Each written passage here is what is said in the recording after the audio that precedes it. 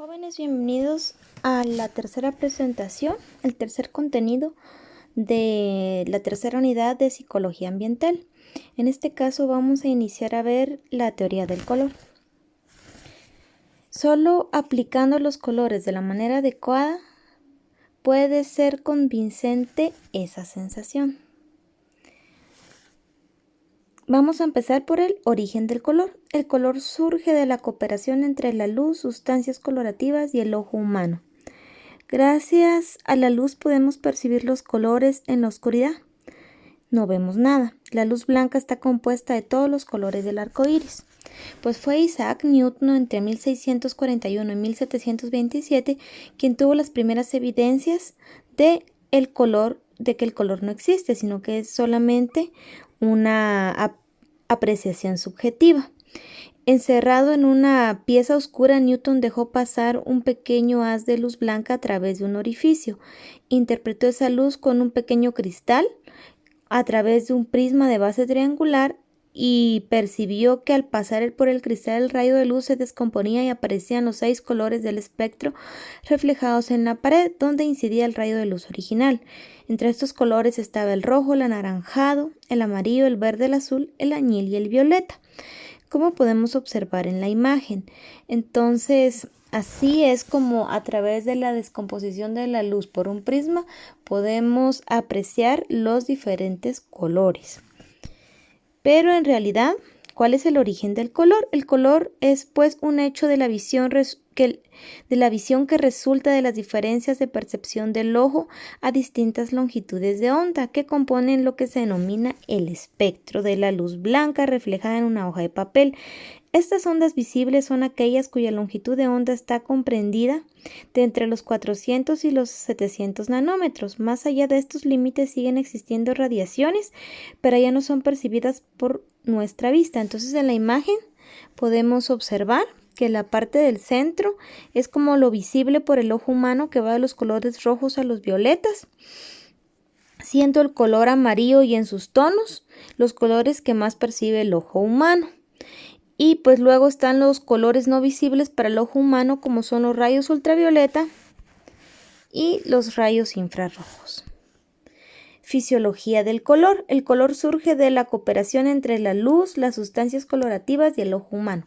Entonces es una mezcla de estas 3 aplicaciones para que el color pueda observarse de la manera en la que lo observamos. En el fondo del ojo o en la retina existen millones de células llamadas papilitas especializadas en detectar distintas longitudes de onda procedentes de nuestro entorno.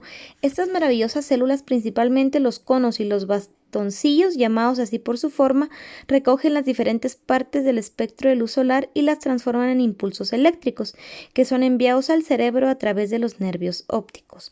El cerebro es el encargado de crear la sensación del color realizando una asignación de un color a cada longitud de onda visible, que nos da como resultado la coloración. Los bastones y conos son indispensables mutuamente, pues el ojo humano no es capaz de percibir un color si la iluminación no es abundante, pues con poca iluminación registrada el entorno se observará en blanco y negro. Entonces es por eso que algunas personas no pueden percibir los colores como exactamente los percibimos las demás personas, porque hay algo dentro de sus células en los ojos que no están funcionando de la manera correcta para que puedan percibir el color de esta forma. Ahora, ¿cuál es la síntesis aditiva y sustractiva? Pues esto va a depender de dónde lo estemos aplicando. Por ejemplo, los colores, un aspecto importante de la teoría del color es saber la diferencia entre el color luz, que es el que proviene de una fuente luminosa coloreada, y el color pigmento o color materia, que es el olor que nosotros podemos pintar, como el óleo, la témpera, los lápices de colores y otras formas de aplicar color físico o material. Entonces, dentro de los colores aditivos son, por ejemplo, los de los focos de un escenario que se usan para conseguir una iluminación de un color concreto. También los que usan las pantallas. Por ejemplo, si nos acercamos a una pantalla o yo no sé si ustedes alguna vez lo hicieron en los televisores antiguos, a la hora que uno se acercaba mucho a la pantalla podía ver puntitos de diferentes colores, en este caso el rojo, el verde y el azul, que son los colores RBA o RGB en inglés. La suma de los tres es el blanco. La ausencia de todos es el color negro o la oscuridad. Entonces en la parte derecha podemos observar que de los colores primarios sacamos los colores que también se utilizan, por ejemplo, como en las impresoras, del rojo y el azul. Del rojo y el azul nos sale el magenta. Del azul y el verde el cian, y del rojo y el verde el amarillo. Entonces, y la suma de todos es un color blanco. Entonces esto es con respecto a los colores aditivos. Con respecto a los colores sustractivos, pues son los que se usan, por ejemplo, un pintor para mezclar los colores, y son los que nos referimos en el dibujo. O por ejemplo en las impresoras también tenemos el color magenta, el cian, el amarillo, y la mezcla de estos nos va a dar el color rojo, el verde, el azul secundario, y la mezcla de todos el negro. La suma de los tres es el negro, la ausencia de todos es el blanco. También son los que se usan en una imprenta. Mirando con una lupa una revista en color se pueden ver puntos de color cian, magenta y amarillo. También se ven puntos de color negro. Las impresoras usan el cian, el magenta y el amarillo, y el negro también, porque son los colores que más vamos a utilizar. Luego, ¿cómo es que funciona lo de la reflexión y la absorción del color? O en este caso, ¿cómo es que el ojo humano puede percibir los colores tal cual nosotros los percibimos? Y esto en primer lugar se debe a la longitud de onda y luego a la capacidad de absorción que tienen los diferentes materiales. La mayor parte de los colores no proceden directamente de una fuente de luz, se originan a partir de la cooperación entre la luz, el ojo humano y sus sustancias colorativas, los árboles, las flores, las frutas, los animales y los humanos, las piedras e incluso la tierra nos muestran un sinfín de colores sin emitir luz propia. Muestran colores mediante sustancias colorativas. Estas sustancias tienen la propiedad de que absorben determinada parte del espectro y reflejan otra parte. Si vemos un objeto rojo con luz blanca, este contiene una sustancia colorativa que absorbe las partes amarilla, naranja, violeta, azul y verde de la luz. Solo la parte roja refleja en nuestro ojo. ¿Qué quiere decir eso? Que cuando nosotros observamos un color rojo, esto es porque los demás colores que estamos aplicando o los colores del prisma que se están reflejando en el objeto que miramos de este color, todos los colores están siendo absorbidos, menos el color que está reflejando. Por eso es que miramos los objetos de ese color en específico. Ahora, ¿qué es lo que pasa con el blanco? En teoría estos no son colores. Por ejemplo, un objeto blanco contiene una sustancia que no absorbe ningún color del espectro. Todo el espectro se refleja. Entonces, ¿qué es el blanco? Es la ausencia de color. Quiere decir que todos los colores que vienen del espectro llegan al material que estamos viendo blanco y todos los colores se están reflejando. Entonces ningún color es absorbido, por lo tanto el color que miramos al final es el blanco. ¿Qué pasa con el negro? Es todo lo contrario. En el caso del negro, pues ninguno de los colores se refleja, todos los absorben y la unión de todos los colores nos da como resultado el color negro. Ahora, ¿qué pasa con los grises? En teoría estos tampoco son colores. El gris se encuentra entre el blanco y el negro. ¿Qué quiere decir esto? Que una parte de los colores que está proyectando el espectro, una parte es absorbida y otra parte reflejada, y esto nos da como resultado el color gris. Estos ejemplos son puramente teóricos. En realidad no existen sustancias que absorban totalmente una parte determinada del espectro y reflejen otra al 100%. Por ejemplo, en una proyección de colores. Esto podemos ilustrarlo con el color rojo. De los muchos colores rojos existentes, elegimos primero el vermellón, que es un tono de rojo. Miramos que parte del espectro se refleja en este color y resulta que la parte roja es la parte mayoritaria. Pero además vemos que también están presentes todos los demás colores, principalmente el naranja y el amarillo. Entonces, ¿qué quiere decir esto? Que en realidad no es que solo un color puro se refleje, sino que va a tener una mezcla de diferentes colores y esto va a depender de los tonos que nosotros estamos observando. Por ejemplo, en este color vermellón se está absorbiendo una pequeñísima parte del rojo y de los demás colores, pero ahora lo que se proyecta es lo que observamos. y la mayoría la proyecta en rojo, luego el naranja, el amarillo y los demás colores. Entonces al final el color va a ser una mezcla del espectro de cada uno de los colores, pero en diferentes proporciones. Tenemos otro ejemplo aquí con el cian, que podemos observar también que en este caso se absorbe una parte del rojo y de los demás colores y proyecta una parte mayoritaria del rojo, luego del azul y del celeste. Por consiguiente, ninguno de los colores es absolutamente puro, cada uno contiene huellas de los demás. El color más prominente que se encuentra junto al principal es el que más influye en este. También el blanco y el negro, el gris son puros solo en teoría, nunca se refleja una cantidad exactamente igual de cada color. Entonces, ¿cómo tenemos la clasificación de los colores? Los podemos clasificar en colores primarios. Los colores primarios son aquellos colores que no pueden obtenerse mediante la mezcla de ningún otro, por lo que se consideran únicos. 3 son los colores primarios y esto va a depender de dónde los estemos utilizando. Por ejemplo, para lo de la transmisión o colores luz tenemos el rojo, el amarillo y el azul. Ahora si lo tratamos de manera de colores físicos o de impresiones tenemos el cian, el magenta y el amarillo. Entonces esto va a depender de en dónde lo estemos enfocando, pero normalmente lo conocemos como rojo, amarillo y azul. Luego los colores secundarios, pues estos son una mezcla de los colores primarios y van a depender de la cantidad de cada uno de los colores que nosotros apliquemos, pero si los colores los realizamos en proporciones iguales, pues vamos a tener una mezcla bastante pareja. Entonces aquí nos damos cuenta que la mezcla del amarillo y el rojo nos da naranja, del azul y el rojo nos da violeta y del amarillo y el azul nos da el color verde. El color verde también es considerado como el tercer color primario porque está muy reflejado a nivel de naturaleza.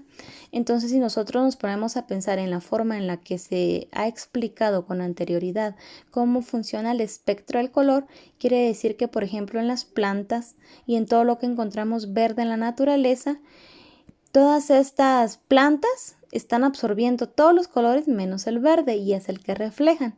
Entonces, por eso es que nosotros podemos observar de ese color la diferente vegetación.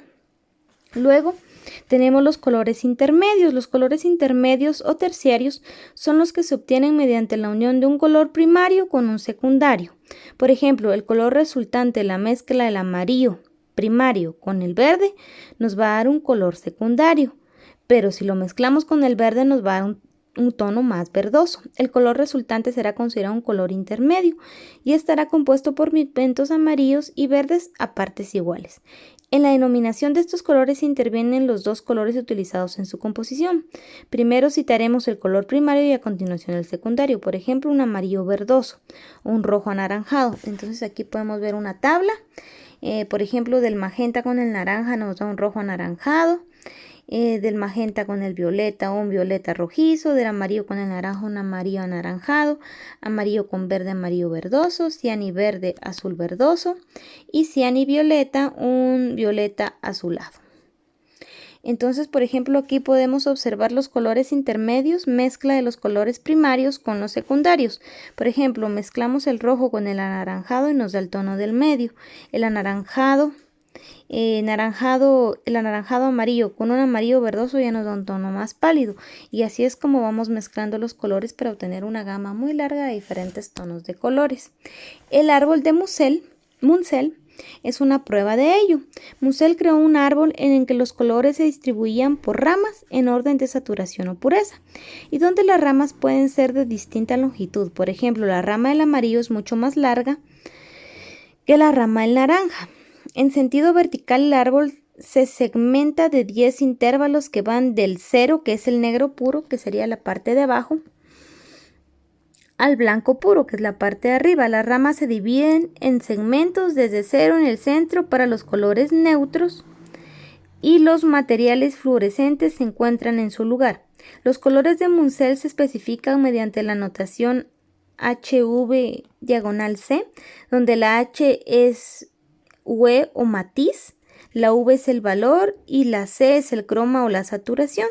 Para facilitar la lectura de las especificaciones, el número de color se acompaña de las iniciales del primario adyacente o el color primario que se está utilizando. Así, un rojo intenso sería 5R, ¿verdad? Por el nivel que se está mezclando con un rojo. La notación varía para los neutros, el color es N si se está trabajando con un neutro y la saturación se omite. Entonces, más o menos así nos quedaría lo del árbol de Munsell. Ahora, con respecto a las propiedades que mencionaba Munsell, si se dieron cuenta, son como 3 o 4. Las propiedades del color son básicamente elementos diferentes que hacen único a un determinado color, lo hacen variar en su aspecto y definen su apariencia final. Ellas están basadas en uno de los modelos de color más aceptados actualmente, realizado por Albert Munsell en 1905. Entonces, dentro de estas propiedades encontramos el matiz, que es la cualidad por la cual diferenciamos y damos un nombre al color. Es el estado puro, sin el blanco o el negro agregados, y es un atributo asociado con la longitud de onda dominante de la mezcla de las ondas luminosas, que era de lo que hablábamos anteriormente. Es la sumatoria de la longitud de onda que puede ser reflejada en una superficie. El matiz nos permite distinguir el rojo del azul y se refiere al recorrido que hace un tono hacia uno u otro lado del círculo cromático. Por ejemplo, aquí podemos ver un tono del rojo, el cual si vamos, el rojo sería como que el matiz natural, y si lo vamos degradando y colocándole otros colores, pues vamos a agregar diferentes tonos o diferentes matices. Por ejemplo, el mezclado del rojo y el amarillo en diferentes proporciones, uno y otro, se obtienen de diversos matices, del anaranjado hasta llegar al amarillo. Lo mismo sucede con el amarillo y el verde y el azul y los demás colores. Entonces, otro de los valores es la luminosidad. La luminosidad consiste en qué tanta luz pueda reflejar o absorber un color, y esto va a depender de la mezcla que estas luces tengan o que los matices tengan con los colores blancos y los colores negros. Dentro del círculo cromático, el amarillo es el color de mayor luminosidad, más cercano al blanco, y el violeta el de menor luminosidad, el más cercano al negro. Es un término que se usa para describir cuán claro o cuán oscuro parece un color y se refiere a la cantidad de luz percibida. Entonces, por ejemplo, en el cuadro degradado de la parte superior derecha podemos observar un azul, por ejemplo, mezclado con blanco, que da como resultado un azul más claro, y al mezclarse con negro pues llegamos a tonos grises. Lo mismo puede pasar con los diferentes colores, incluso se puede llegar a un nivel semejante de luminosidad en diferentes colores, como podemos ver entre el rojo y el azul, y en cambio podemos ver la diferencia o el contraste de luminosidad entre un color más alto y un color más oscuro. Luego está la saturación o brillo. Este concepto representa la viveza o validez de un color, su intensidad, y puede relacionarse con el ancho de la banda de luz que estamos visualizando. Los colores puros del espectro están completamente saturados. Un color intenso es muy vivo. Cuanto más se satura el color, mayor es la impresión de que el objeto se está moviendo. Esta propiedad diferencia un color intenso de un color pálido. Se puede concebir la saturación como si fuera la brillantez de un color. Entonces, un color entre más puro y más concentrado esté, va a ser un color con más saturación o con más brillo, y conforme este se vaya mezclando, ya sea con el blanco o con el negro, se va volviendo más opaco y va perdiendo así su intensidad o su saturación. Luego pues también tenemos la temperatura. Intuitivamente consideramos que la temperatura es en tonos amarillos como más cálida y en tonos azules más fría, pero esto va a depender del color con el que lo estemos comparando. Por ejemplo, si comparamos un amarillo con un verde, el amarillo va a ser más cálido y el verde va a ser más frío, pero si comparamos un verde con un azul, el azul va a ser más frío y el verde lo vamos a considerar más cálido. Luego tenemos las escalas de los valores, pero en monocromías. Cuando hacemos mención del término acromático, estamos hablando de los niveles de grises que existen entre el blanco y el negro. En la escala podemos hablar de 9 niveles que comenzarán con el blanco y finalizarán con el negro. Entonces podemos tener 3 niveles, que es una clave alta, que son tonos en diferentes proporciones de blanco, luego el intermedio de los grises y luego los oscuros o las claves bajas, dando como resultado pues la rueda cromática. En la escala de valores, cuando utilizamos o hablamos de la escala monocromática, estamos haciendo referencia a un solo color y las variaciones se producirán debido a los niveles de valoración y saturación. Entonces, por ejemplo, aquí vemos la imagen original a colores. Aquí ya la vamos a ver en una escala monocromática, pero en tonos acromáticos, y acá en una escala monocromática de violetas.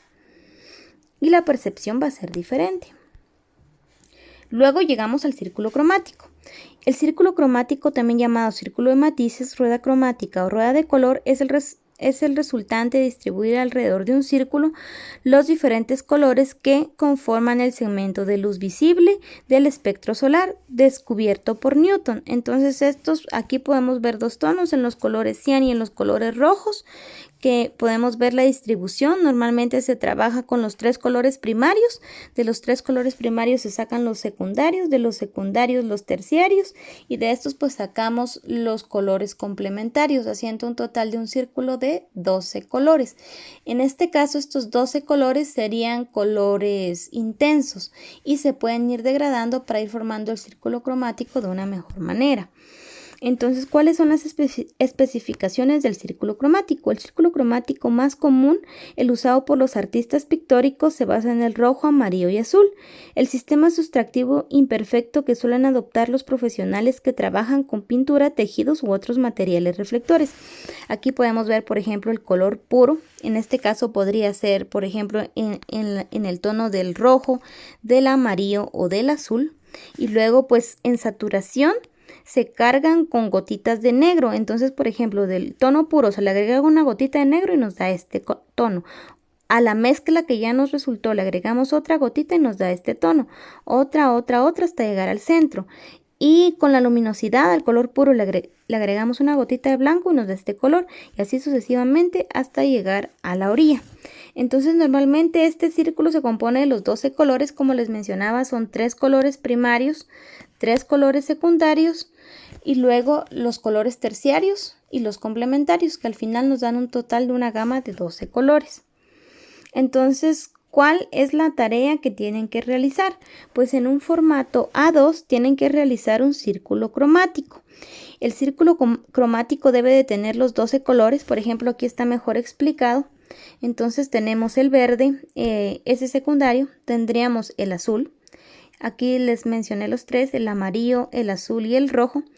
La mezcla de estos dos, aquí están las flechas, por ejemplo, la mezcla del rojo con el amarillo nos da como resultado el naranja, que sería color secundario. Lo mismo pasa con el verde y con el violeta.